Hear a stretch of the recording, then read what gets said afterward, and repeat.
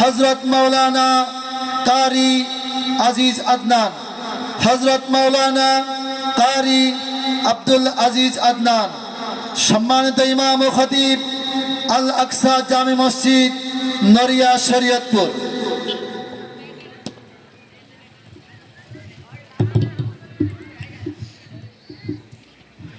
السلام عليكم ورحمة الله وبركاته.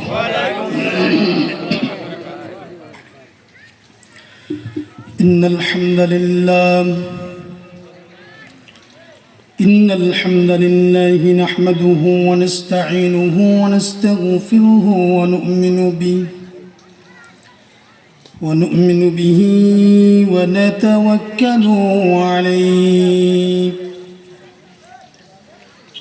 ونعوذ بالله من شرور أنفسنا ومن سيئات أعمالنا.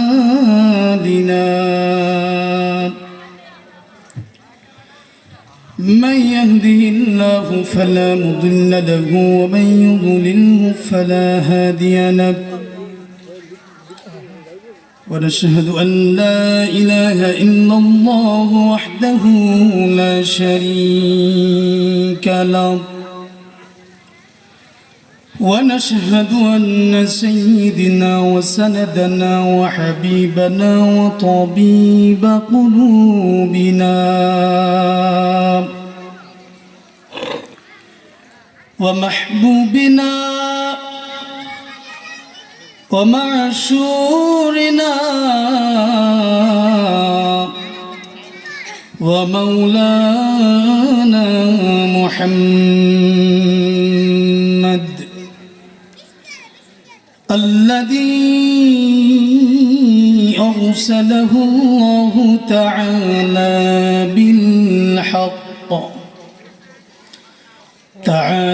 بالحق بشيرا ونذيرا وداعيا إلى الله بإذنه وسراجا وقمرا منيرا.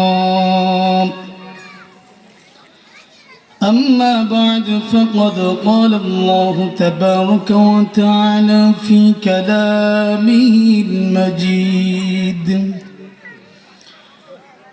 كلامه المجيد وفي فرقانه الحميد.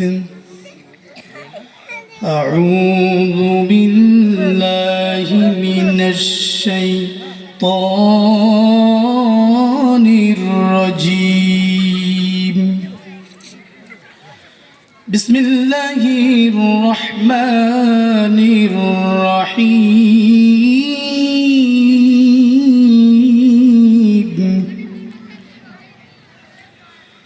تبارك الذي بيده الملك وهو على كل شيء قدير.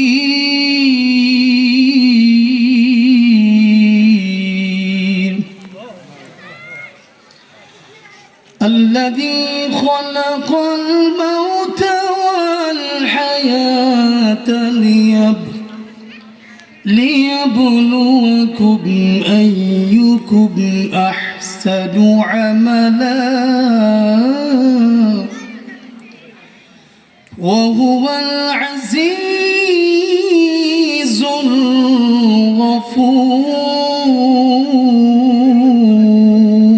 الغفور. وقال تعالى قال النبي صلى الله عليه وسلم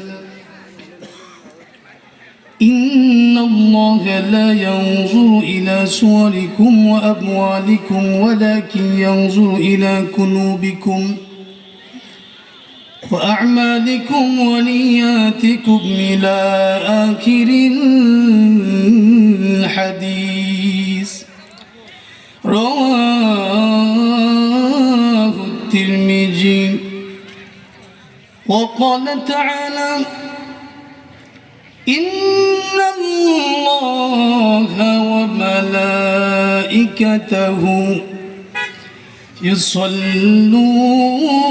يصلون على النبي يا أيها الذين آمنوا صلوا عليه وسلموا تسليما সবাই দরুদ ইব্রাহিম পড়ি اللهم صل على محمد وعلى آل محمد كما صليت على إبراهيم وعلى آل إبراهيم إنك حميد مجيد اللهم بارك على محمد وعلى آل محمد كما باركت على إبراهيم وعلى آل إبراهيم إنك حميد مجيد بلغ العلا بكماله كشف الدجى بجماله حسنة جميع خصاله صلوا عليه وآله عشق محبوب خدا जिस दिल में हासिल नहीं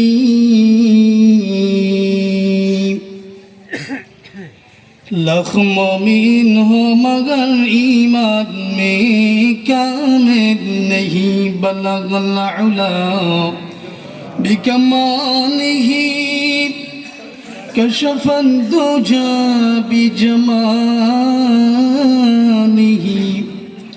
حسنت جميع خصاله صلوا عليه وآله أي ختم رسول فخر شاه مدینہ دکھلا دے مجھے منظری گلزار مدینہ أي ختم رسول فخر شاه مدینہ دکھلا دے مجھے منظری گلزار مدینہ دکھلا دے مجھے منظری گلزار مدینہ اللہ نے مکائی میں کی کعبہ بنایا اس کعبہ کا کعبہ کے دے مرد اس کو بنایا ہر سالم حاجی چلے جائے ہر سالم حاجی چلے جائے راہ مدینہ دکھلا دے مجھے منظری گلزار مدینہ دکھلا دے مجھے منظری گلزار مدینہ اے ختم رسول فخر شاہ مدینہ دکھلا دے مجھے منظری گلزار مدینہ دکھلا دے مجھے منظری گلزار مدینہ اللہ نے تم کو اپنے محبوب بنایا معراج کے سرکار خدا تم کو دکھایا اللہ نے تم کو اپنے محبوب بنایا معراج کے سرکار خدا تم کو دکھایا اللہ نے بنایا تم سلطان مدینہ دکھلا دے مجھے منظری گلزار مدینہ दिखला दे मुझे मंजरी गुलजार मदीना दिखला दे मुझे मंजरी गुलजारे मदीना। আলহামদুলিল্লাহ। শিবশান খানবাড়ি বাইতুল আমান জামে মসজিদের উদ্যোগে বিশাল ওয়াজ ও দোয়ার মাহফিলের সম্মানিত সভাপতি, মঞ্চে উপবিষ্ট জাতির রাহবার উলামা ইকরাম, সামনে উপবিষ্ট আমার যুবক ভাইয়েরা ও বৃদ্ধ বাবাজিরা, পর্দার আলার সম্মানিত শ্রদ্ধা ও মা বোনেরা, আমরা সকলেই ওই মহান রব্বুল আলমিনের দরবারে কালিমাতুশ শুকুর আদায় করে নিচ্ছি যে মহান রব্বুল আলমিন আমাদেরকে দয়া করে মায়া করে ভালোবেসে এই কোরআনের মাহফিল আসার মতো সুযোগ করে দিয়েছেন, আমরা আসতে পেরেছি। এই জন্য আমরা সকলে এই মহান রব্বুল আলমিনের দরবারে শুকরিয়া জ্ঞাপন আদায় করে নিচ্ছি। সকলে বলে আলহামদুলিল্লাহ। মাহফিলে এসে আপনারা খুশি না বেজার? আপনাদের আলহামদুলিল্লাহ জোর শুনে মনে হচ্ছে সবাই খুব কষ্টের ভিতরে আছেন। বাড়ি থেকে রাগ করে এসেছেন? রাসূলুল্লাহ বলেছেন তামলাহুল মিজান, যেই বান্দা প্রাণ থেকে মন থেকে একবার আলহামদুলিল্লাহ বলে, আল্লাহ রাব্বুল আলামিন কিয়ামতের দিন মিজানের পাল্লাকে পরিপূর্ণ করে দেয়। সুবহানাল্লাহ। একটু আওয়াজ দেওয়া যাবে তো ইনশাআল্লাহ? শীত লাগতেছে ঠিক কিনা? একটু জোরে যদি আওয়াজ দেন শরীরটা গরম হয়ে যাবে। কথা বলবেন, জোরে আওয়াজ দিবেন, শুনতেও ভালো লাগবে, যিনি আলোচনা করবেন তার কাছেও ভালো লাগবে, ঠিক কিনা? জোরে বলেন। আওয়াজ জোরে দেওয়া যাবে তো ইনশাআল্লাহ?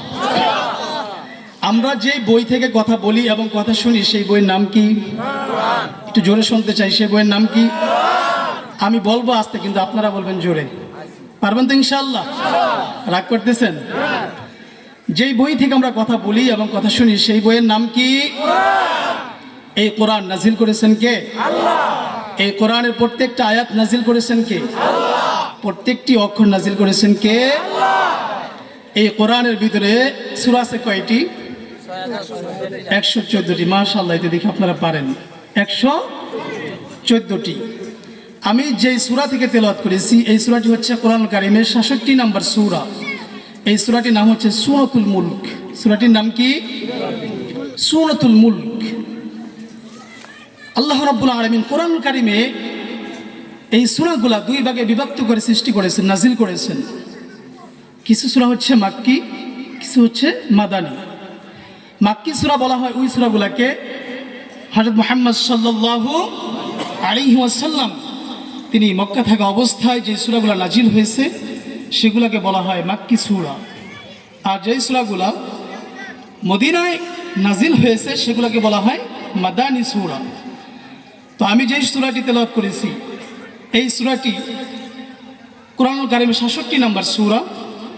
এই সূরাটা মাক্কি সূরা। কোন সূরা? মাক্কি সূরা। এই সূরাটার নাম হচ্ছে কি? সূরাতুল মুলক। মুলক এটি হচ্ছে আরবি শব্দ। এই কোরআন কারীমে আল্লাহ তাআলা একটা ক্ষমতা, বান্দার আল্লাহর একটা ক্ষমতা নিয়ে, আল্লাহর পরিচয় নিয়ে, আল্লাহ তাআলার ক্ষমতা নিয়ে তিনি একটা সূরা নাজিল করেছেন।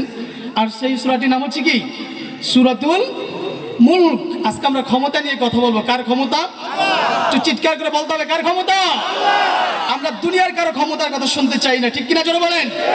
কার ক্ষমতার কথা শুনবো আমরা? আল্লাহর ক্ষমতা। কেউ ভুল বুঝবে না, আমরা একজনের কথা বলবো, তিনি হচ্ছেন কে? আল্লাহ। সম্মানিত উপস্থিতি, আল্লাহ রাব্বুল আলামিন এই যে সূরাটি নাজিল করেছেন এই সূরাটা হচ্ছে মুলক। এটি হচ্ছে আরবি শব্দ। কোন শব্দ? আরবি শব্দ। এই মুলক এটি আরবি শব্দ। আমরা যদি বাংলায় বলি তাহলে ক্ষমতা, রাজত্ব। যদি আমরা ইংরেজিতে বলি কিংডম, পাওয়ার, অথরিটি।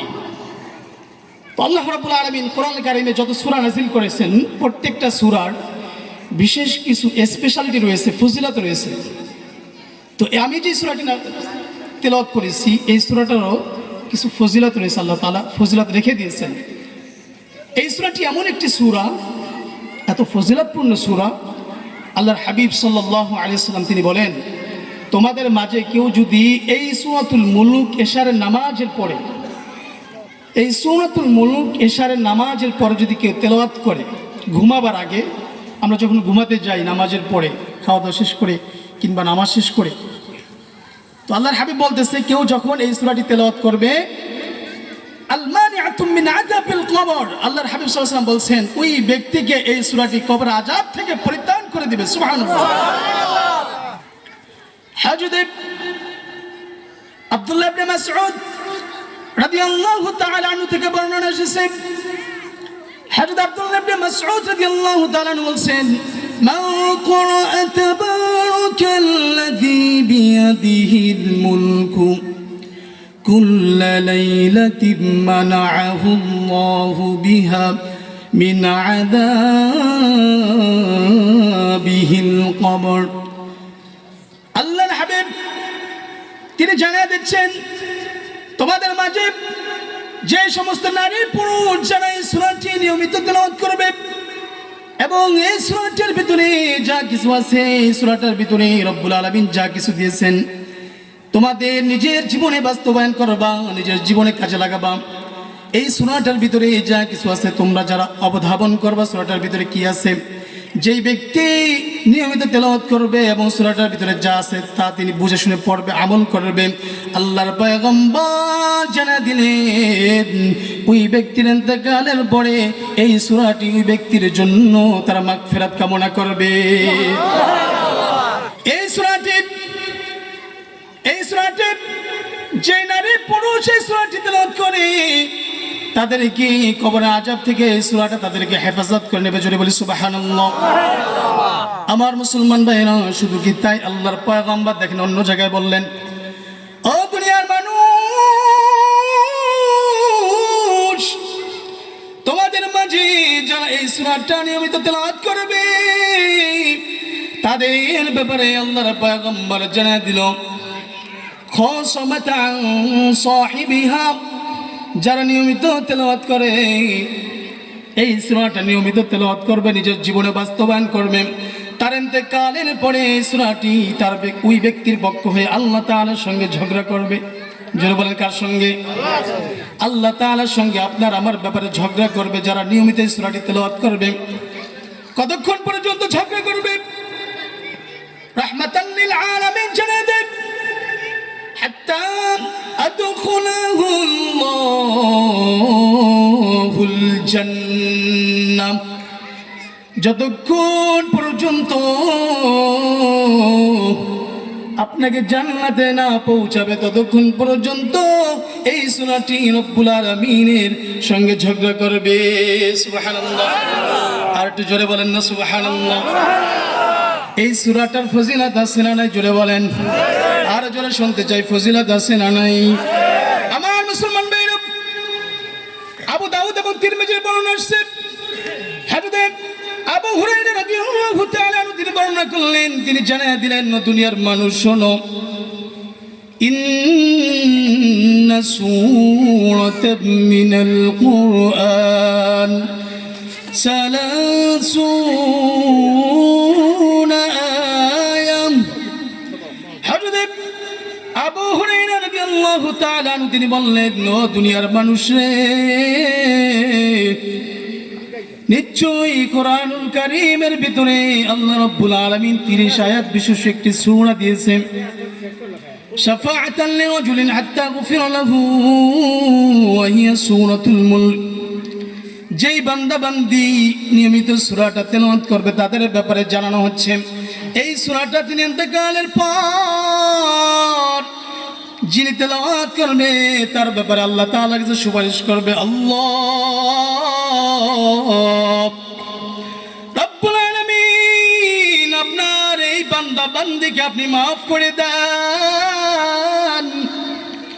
রব্বুল আলামিন তাদেরকে মাফ করে দিয়ে রব্বুল আলামিন তাকে আপনি জান্নাত দিয়ে দেন। সুবহানাল্লাহ। এই সূরাটার ফজিলত আছে না নাই? রাহমাতাল লিল আলামিন প্রতিদিন ইশারের নামাজের পরে এই সূরাটা তেলাওয়াত না করে তিনি কখনো ঘুমাতেন না। আল্লাহর পয়গম্বরের প্রিয় সাহাবী জাবির বিন আব্দুল্লাহ তিনি বললেন, আন্নান নবী সাল্লাল্লাহু আলাইহি ওয়াসাল্লাম কানা লা ইয়ানামু হাত্তা ইয়াকরা সূরাতুল মুলক। তোমাদের মাঝে যেই বান্দা বান্দি সূরাটা তেলাওয়াত করবে, শোনো আল্লাহর পয়গম্বর বলছেন, আন্নান নবী সাল্লাল্লাহু আলাইহি ওয়াসাল্লাম কানা লা ইয়ানামু হাত্তা ইয়াকরা সূরাতুল মুলক। रहमतल लिल आलमीन प्यारा नबी जनाब मुहम्मदुर रसूलुल्लाह সাল্লাল্লাহু আলাইহি সাল্লাম তিনি প্রতিদিন শাহরের নামাজ পড়ার পরে এই সূরাটা কখনো না পড়ে তিনি বিছানায় পিঠ লাগাতেন না। তাহলে এই সূরাটা আমাদের তেলাওয়াত করা দরকার আছে না নেই? জোরে বলেন। এই সূরাটি হচ্ছে, এটার ভিতরে রুকু আছে দুইটি, কয়টি? আয়াত আছে 30টি, যেটি আল্লাহর হাবিব সাল্লাল্লাহু আলাইহি ওয়াসাল্লাম তিনি বলেন যে আমি চাই, এটা আমার আশা, এটা আমার আকাঙ্ক্ষা, আমার প্রত্যেকটা বান্দা বান্দির জন্য এই সূরাটি তারা মুখস্থ করে এবং এটার ভিতরে যা আছে, এই সূরাটার ভিতরে যা আছে তারা জীবনে বাস্তবায়ন করে, এটা আমার আশা। কে বলছেন এই কথা? আল্লাহর নবী। তাহলে যে সূরাটা তো ফজিলত, এই সূরাটি আমাদের মুখস্থ করা বা তেলাওয়াত করার প্রয়োজন আছে না নাই? চিৎকার করে বলেন, আছে না নাই? আপনি যদি প্রতিদিন 3 আয়াত করে মুখস্থ করেন, 10 দিনে এই সূরাটি মুখস্থ হয়ে যাবে। আপনি যদি প্রতিদিন 2 আয়াত করে মুখস্থ করেন, তাহলে আপনার 15 দিনে মুখস্থ হয়ে যাবে। যাদের একটু ব্রেন শক্তি কম কিংবা সময় পান না, সুযোগ পান না, আপনি যদি প্রতিদিন অন্তত 1 আয়াত করে মুখস্থ করেন, 1 আয়াত করে যদি মুখস্থ করেন, তাহলে হচ্ছে আপনি 30 দিনে মুখস্থ হয়ে যাবে। তাহলে মুখস্থ করতে পারবো তো ইনশাআল্লাহ? সম্মানিত উপস্থিতি, এই সূরাটি হচ্ছে যারা কাফের, মুশরিক, যারা বেঈমান, আল্লাহ তাআলার সৃষ্টিকে যারা অস্বীকার করে, আল্লাহ রাব্বুল আলামিনকে যারা অস্বীকার করে, তাদের জন্য হচ্ছে এই সূরাটি কঠিন একটি ডোজ, তাদের জন্য কঠিন একটি মেডিসিন। যারা স্রষ্টাকে বিশ্বাস করতে চায় না, যারা বলে দেয়ার ইজ নো গড, আল্লাহ বলতে কেউ নেই, কেন এটা বলতে চায় তারা? আনসিন ইজ নাথিং, যা দেখা যায় না তা আমরা বিশ্বাস করি না। এমন এক শ্রেণীর মানুষ আছে না নাই? বলে কি বলে না? তারা বলতে চায় আনসিন ইজ নাথিং, যা দেখা যায় না তা আমরা বিশ্বাস করি না, যা দেখা যায় না তা বিশ্বাস করি না। এই কথা যারা বলে, আমিও তাদেরকে বলতে চাই, এটা আমার উক্তি থেকে আমি তাদেরকে বলতে চাই, তুমি যদি আল্লাহকে না দেখে বিশ্বাস না করতে পারো, তোমার বাবা যে তোমাকে জন্ম দিয়েছে এটা কি তুমি দেখেছো? কথা বলেন, দেখছে? আপনার মন খারাপ করতেছেন? আপনাদের উক্তি কি বলে? আল্লাহকে যদি দেখা না যায়, না দেখার পরে যদি বিশ্বাস করা না যায়, এত সৃষ্টি আল্লাহ, এগুলা দেখে যদি আল্লাহকে বিশ্বাস করা না যায়, তাহলে যারা বলে দেয়ার ইজ নো গড, আল্লাহ বলতে কেউ নেই, আনসার ইজ নাথিং, যা দেখা যায় না তা আমরা বিশ্বাস করি না, এই কথা যারা বলে, আমি তাদেরকে বলতে চাই, আপনারা তাদেরকে বলবেন যে বেটা, তুই যে আল্লাহকে বিশ্বাস করিস না, তোকে যে তোর বাবা জন্ম দিয়েছিল সেটা কি তুই দেখেছিস কিনা? ঠিক কিনা জোরে বলেন। দেখেছে? তাহলে আমরা বলতে পারি, তুই যদি আল্লাহকে বিশ্বাস না করো, যেইভাবে অস্বীকার করস, ঠিক তেমনি ভাবেও তোর বাবার জন্ম তুই হস নাই, সুতরাং তুই যারোর সন্তান। ঠিক কিনা জোরে বলেন। আল্লাহর সৃষ্টির ভিতরেই তো আল্লাহ তাআলা লুকায়িত। ঠিক কিনা জোরে বলেন। আল্লাহ সৃষ্টির ভিতরেই তো আল্লাহ লুকায়িত। আল্লাহকে খোঁজার জন্য অন্য কোথাও যেতে হয়? আপনি আপনার দিকে তাকান না, আপনি আপনার বোর্ডের দিকে তাকান, আপনার আশেপাশে যা কিছু আছে আপনি এদিকে তাকান না, এদিকে। সম্মানিত উপস্থিতি, এই বিশাল আসমান, যে আসমান দেখার পরে একটা মানুষ যখন নিরিবিলি একবার গোপনে কিংবা প্রকাশ হোক, যে কোনো সময় তিনি একটু চিন্তা করে, এত বড় বিশাল আসমানটা কোন রব আমাদের জন্য সৃষ্টি করেছেন? বিশাল জমিন, এই বিশাল জমিনটাকে বিস্তার করে দিলেন পাহাড় সূর্যগুলা। মরুভূমির ভিতরে দিয়ে একটি মানুষ যদি হেঁটে যায়, ওই মানুষটাকে যদি নাও দেখা যায়, কিন্তু তার পায়ের পাড়া দেখে এই জায়গায় মানুষ বুঝতে পারে কি পারে না যে এই জায়গায় একটা মানুষ হেঁটে গিয়েছিল? একটা গরু ছাগল হেঁটে গেলে মানুষ বুঝতে পারে এই জায়গা দিয়ে একটা গরু ছাগল হেঁটে গিয়েছে। ঠিক কিনা জোরে বলেন। আল্লাহর সৃষ্টির ভিতরেই তো আল্লাহ রাব্বুল আলামিন লুকায়িত। ঠিক কিনা জোরে বলেন। আল্লাহকে খোঁজার জন্য অন্য কোথাও যেতে হয়? ইমামে আযম আবু হানিফা রাহমাতুল্লাহ আলাইহি, তিনি হচ্ছে একবার এক নাস্তিকের সঙ্গে তর্ক করছেন। ইমামে আযম আবু হানিফা নাম শুনেছেন আপনারা? তিনি হচ্ছে এক নাস্তিকের সঙ্গে তর্ক করেছেন। তর্কের ভিতরে এই নাস্তিক বলতেছে যে আল্লাহ বলতে কেউ নেই। কি বলতেছে? আল্লাহ বলতে। আপনারা কি ক্লান্ত হয়ে গেছেন? তিনি বলতেছে আল্লাহ বলতে কেউ নেই। তখন ইমাম আযম তিনি বললেন যে আল্লাহ যে অবশ্যই একজন আছে, এটা আমি তোমাকে প্রমাণ করে দিতে পারি, আমি তোমাকে প্রমাণ করে দিতে পারি। ঠিক আছে, একটা তারিখ দেওয়া হলো, অমুক সময় অমুক জায়গায় আপনি আসবেন, এখানে বাহাস হবে, আল্লাহ যে একজন আছে এটা আপনি প্রমাণ করে দেবেন। তারিখ মতোই ওই নাস্তিক তার সঙ্গবঙ্গ নিয়ে তারা চলে গেলেন সেখানে। যখন তার সঙ্গবঙ্গ তাদের গিয়ে যখন চলে গেলেন, চলে যাওয়ার পরে ঠিক টাইম মতো নাস্তিক উপস্থিত, অথচ ইমামে আযম আবু হানিফা রাহমাতুল্লাহি আলাইহি তিনি তো যায় না টাইম মতো, তিনি ঠিক টাইম মতো ওখানে পৌঁছায় নাই। মনে করেন দুপুরের সময় টাইম দেওয়া হলো, সেখানে জোহরক তো চলে যাচ্ছে, আসরক তো চলে যেতেছে, মাগরিব চলে আসতেছে, এখনো পর্যন্ত ইমাম আসে না। তার মানে নাস্তিক বলতে শুরু করে দিয়েছে ইমাম বোধহয় ভয় পেয়ে গেছে, এই জন্য আসে না। আমাদের দেশে এক শ্রেণীর মানুষ আছে না নাই, যারা শুধু সারাদিন ইমাম সাহেবদের পিছনে একটু লেগে থাকতে বলে ভাল লাগে, আছে না নাই? তো তিনিও এরকম সমালোচনা করতেছে, ইমাম বুঝি ভয় পেয়ে গেছে এই জন্য আসে নাই। তো যখন এই কথা বলতেছে, ইতিমধ্যে ইমামে আযম আবু হানিফা তিনি চলে আসলেন। যখন তিনি চলে আসছেন, আসার পরে বলতেছে, ইমাম তোমার তো টাইমেরই কোনো খেয়াল নেই, যা টাইম যিনি মেনটেন করতে পারে না তার সঙ্গে কিসের তর্ক করবো, কিসের কথা বলবো? ইমামে আযম তিনি বললেন, আমি একটু সমস্যার কারণে ঠিক টাইম মতো আসতে পারিনি, আমার একটা সমস্যা ছিল এই জন্য আসতে পারিনি। কি সমস্যা ছিল ইমাম? তিনি এবার বলতে শুরু করলেন, আমি যখন এখানে আসা শুরু করলাম, আমার বাড়ি থেকে এখানে আসতে গেলে একটা নদী পড়ে মাঝখানে, নদীর পরে আসলাম, এসে দেখি কোনো যানবাহন নেই, কোনো কিচ্ছু নেই। তখন আমি একটা গাছের গোড়ায় বসলাম, হঠাৎ করে দেখি একটি গাছ থেকে বিচি পড়লো, সেখান থেকে একটা গাছ হয়ে গেল। গাছ হওয়ার পরে অটোমেটিকলি কোনো মানুষ ছাড়া, করার ছাড়া গাছটা কেটে গেল। কেটে যাওয়ার পরে সেখান থেকে অটোমেটিকলি দেখলাম যে তক্তা হয়ে গেল। তক্তা হয়ে যাওয়ার পরে নদীতে পড়লো, নদীতে পড়ার পরে নৌকা হয়ে গেল। নৌকা হলে পরে আমি মাঝি ছাড়া আমাকে এমনিতেই এপার থেকে ওপারে নিয়ে আসলো আমাকে। যখন ইমাম এই কথাটা বললেন, এই নাস্তিক বলতেছে, দেখো তোমাদের ইমাম মনে করেছিলাম তিনি বোধহয় ভালো মানুষ, মানে জ্ঞানীগুণী মানুষ, তার মাথার নাট বল্টু যা ছিল তাও বোধহয় ছিঁড়ে গেছে। তার কারণ হচ্ছে কোনো মিস্ত্রি ছাড়া এমনি এমনি কি কোনো গাছ কাটা যায় করার ছাড়া? কথা বলেন। কোনো মিস্ত্রি ছাড়া এমনি কি তক্তা হয়? কোনো মিস্ত্রি ছাড়া এমনিতেই কি নৌকা হয়? এমনিতেই কি নদী পার হওয়া যায় মাঝি ছাড়া? আমার মুসলমান ভাইরা, ইমামে আযম আবু হানিফা রাহমাতুল্লাহি আলাইহি তিনি এবার ডাক দিয়ে বললেন, ও নাস্তিক, আমি পাগল হই নাই, পাগল তো আপনি হয়ে গিয়েছেন। যদি কোনো মিস্ত্রি ছাড়া কোনো গাছ না কাটা যায়, করা ছাড়া যদি কোনো গাছ কাটা না যায়, কোনো মিস্ত্রি ছাড়া যদি কোনো তক্তা না বানানো যায়, কোনো মাঝি ছাড়া যদি নৌকা পার হওয়া না যায়, এই যে বিশাল মাথার উপরে আমাদের আসমান, এই বিশাল জমিন, প্রতিদিন যেই সূর্য ওঠে, প্রতিদিন যেই চন্দ্র ওঠে, তুমি আমি কি করে তাহলে আমরা এই দুনিয়ার ভিতরে চলাচল বসবাস করি? ঠিক কিনা জোরে বলেন। ওই নাস্তিককে বলতেছে, নাস্তিক, এই যে মাথার উপরে আসমান দেখা যায়, মাথার এই আসমানটা খুঁটিবিহীন কিভাবে রইল? আমি আপনাদের কাছেও জানতে চাই, শিবশানের বাসী, আপনাদের কাছে জানতে চাই, এই যে মাথার উপরে যে আসমান দেখা যায়, ওই আসমানের ভিতরে কি কোনো পিলার আছে নাকি? কোনো খুঁটি আছে নাকি? আছে মনে হয়, আওয়াজ তো কম হচ্ছে কেন? আছে নাকি? কারো শ্বশুর বাড়ি, কারো খালুকু বাড়ি আছে নাকি দু একটা? নাই। ঠিক কিনা জোরে বলেন। তিনি বলতেছে যে যেহেতু খুঁটি নাই এখানে, আসমানটা বিশাল বড় আসমান কিভাবে এখানে রইল কোনো খুঁটিবিহীন?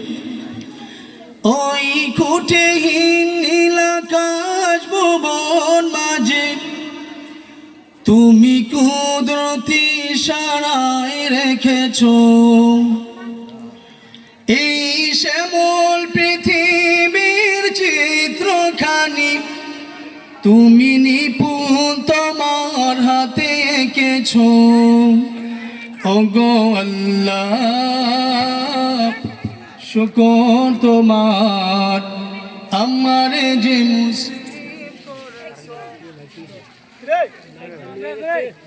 লা ইলাহা ইল্লাল্লাহ, লা ইলাহা ইল্লাল্লাহ, লা ইলাহা ইল্লাল্লাহ। এবার মুসলমান ভাইরা আমার, সঙ্গে সঙ্গে ওই নাস্তিককে যখন এই দৃশ্যগুলো শোনালেন, এই আসমান তো খুঁটিবিহীন থাকে না, তাহলে কেমনে রইল তো বিশাল আসমানটি?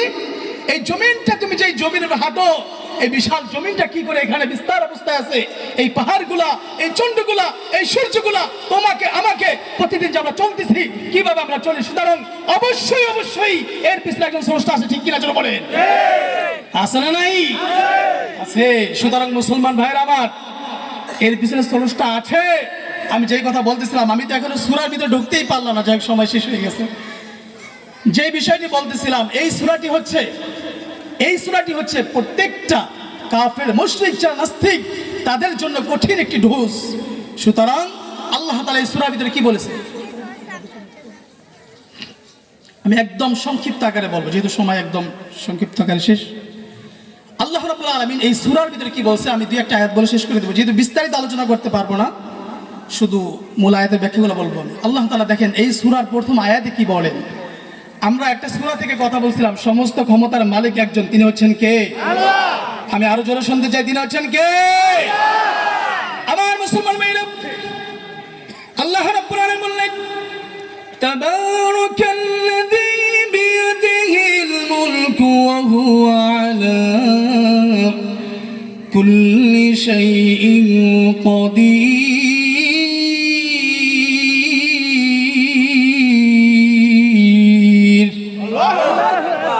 আল্লাহ রাব্বুল আলামিন ডাক দিয়ে বলছে তাবারাকা, আল্লাহ তাআলা হচ্ছে বরকতময়, বরকতশালী। তাবারাকাল্লাযী বিয়াদিহিল মুলক, ও দুনিয়ার মানুষ, আল্লাহ তাআলা জানাই দিয়েছেন বিয়াদুন, এই যে ইয়াদুন অর্থ হচ্ছে হাত। আল্লাহ তাআলা ডাক দিয়া বলতেছে দুনিয়ার সমস্ত ক্ষমতা হচ্ছে আমি আল্লাহ তাআলার হাতে। কার হাতে? জোরে বলেন।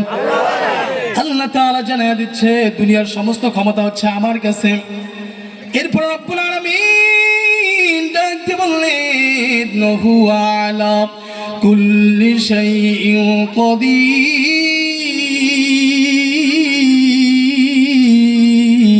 আল্লাহু আকবার। আল্লাহ তাআলা বলতেছে ওয়া হুয়া আলা কুল্লি শাইইন কাদির, সর্বশক্তিমান কে? এরপর আল্লাহ তাআলা বলতেছেন আল্লাযী খালাকাল মাউত, আল্লাযী খালাকাল মাউতা ওয়াল হায়াত। আল্লাহ তাআলা ডাক দিয়ে বলে ওয়াল হায়াত ওয়াল মাউত। দেখেন আল্লাহ তাআলা কি বলছে, আল্লাযী খালাকাল মাউতা, ও দুনিয়ার মানুষ, আমি রব্বুল আলামিন তোমাদেরকে মাউত দিয়েছি। আমাদেরকে মাউত দিয়েছেন কে? আরো জোরে শুনতে চাই, কে দিয়েছেন? এরপর আল্লাহ তাআলা বলছে ওয়াল হায়াত, আমাদেরকে হায়াত দিয়েছেন কে? আল্লাহ তাআলা এখানে কেন আগে মাউতের কথা বললেন? এই জন্য বললেন ও দুনিয়ার মানুষ, এই জন্য আল্লাহ তাআলা এখানে মাউতের কথাকে বললেন। মুফাসসিররা তাফসীরে ভিতরে লেখেন এই জন্য এখানে আগে মাউতের কথা বললেন। দুনিয়ার মানুষ রে, দুনিয়ার ভিতরে যা কিছু করো এই কথাটা চিন্তা রাখো মাথায়। ও দুনিয়ার মানুষ, তোমার একদিন মরতে হবে। কি বলেছেন? যা কিছু করো বান্দা, তোমার একদিন মরতে হবে। এরপরে বললেন ওয়াল হায়াতা, ও দুনিয়ার মানুষ, আমাদেরকে হায়াত দিয়েছেন কে? আমাদের হায়াত হচ্ছে সাধারণত 5 প্রকার। কত প্রকার? 1 নাম্বার হায়াত হচ্ছে আমাদেরকে আল্লাহ তাআলা দিয়েছে আলেমে আরওয়াহ, রূহের জগতে, ঠিক কিনা জোরে বলেন। 2 নাম্বার আলেমে বুতুম, মায়ের পেটের জগতে, ঠিক কিনা জোরে বলেন। এখন আমরা আছি আলেমের দুনিয়ায়, এই দুনিয়ার জগতে। এরপরে রব্বুল আলামিন যেই জগৎ আমাদেরকে দিয়েছেন ওই জগতের নাম হচ্ছে আলমে বারজাখ। কোন জগৎ? কবরের জগৎ। এরপরে এমন একটি জগৎ আল্লাহ তাআলা আমাদেরকে দিয়েছে দুনিয়ার মানুষ। ওই জগতে মানুষ একবার গেলে ওখান থেকে আর আসা সম্ভব নয়। ওই জগৎটা চিরস্থায়ী জগৎ। ওই জগতের নাম হচ্ছে আলমে আখিরাহ। কোন জগৎ? ওই আখিরাতের জগৎ আমাদের চিরস্থায়ী জগৎ, ঠিক কিনা জোরে বলেন। ও দুনিয়ার মানুষ, আল্লাহ তাআলা আমাদেরকে হায়াত কেন দিলেন? আল্লাহ পাক রব্বুল আলামিন আমাদেরকে মাউত কেন দিলেন? এই জন্য দিলেন লিয়াবলুকুম আইয়ুকুম আহসানু আমালা। আল্লাহ পাক রব্বুল আলামিন জেনে দিলেন দুনিয়ার মানুষ, আমি তোমাদেরকে হায়াত আর মাউত এই জন্য দিলাম, আমি দেখতে চাই লিয়াবলুয়াকুম আইয়ুকুম আহসানু আমালা। এই দুনিয়ার ভিতরে কোন বান্দা কতটুকু ভালো আমল করে, এরপরে আমার কাছে আসতে পারে দুনিয়ার মানুষ। আল্লাহ তাআলা চাইছে দুনিয়ার মানুষ রে কে কতটুকু ভালো আমল করে আমার কাছে আসতে পারে আমি দেখতে চাই। লিয়াবলুয়াকুম আইয়ুকুম আহসানু আমালা। আল্লাহ কিন্তু চাইলে এখানে আহসানু জায়গায় আকসারু দিতে পারতেন, ঠিক কিনা জোরে বলেন। আকসারু অর্থ হচ্ছে অনেক আমল। আল্লাহ কি অনেক চাইছে নাকি আহসানু মানে ভালো আমল, কোনটা চাইছে? একটু জোরে বলেন কোনটা চাইছে। তাহলে